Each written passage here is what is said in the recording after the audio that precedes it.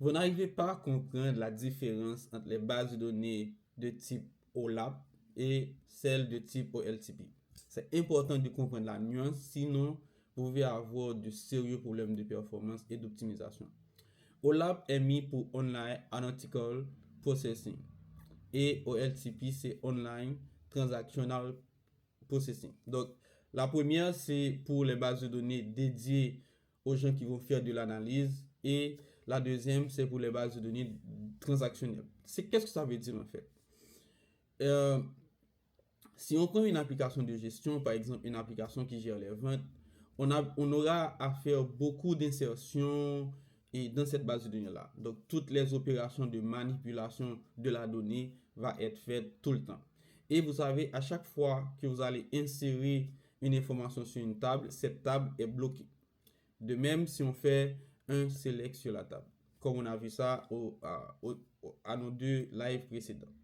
Maintenant, si on aura à faire de l'analyse, c'est-à-dire on aura à faire des requêtes un petit peu plus compliquées qui va prendre beaucoup de temps à s'exécuter, eh bien, si on exécute cette requête-là sur la même base de données que l'application qui gère les ventes, eh bien, ça peut arriver qu'on a une grosse lenteur dans les opérations courantes de tous les jours. Imagine que quelqu'un essaie de passer une transaction de vente et ça prend 10, 20, 30, 1 minute parce que la table a été loquée. Il y a quelqu'un du département des analyses qui était en train de faire la requête. C'est pourquoi on sépare ces deux types de bases de données. Les bases de données orientées à opérations de tous les jours, on va les mettre dans une OLTP. Et les bases de données dédiées aux data analysts, aux data scientists, toutes les personnes qui vont faire du rapport, on va les stocker dans une base de données de type OLAP.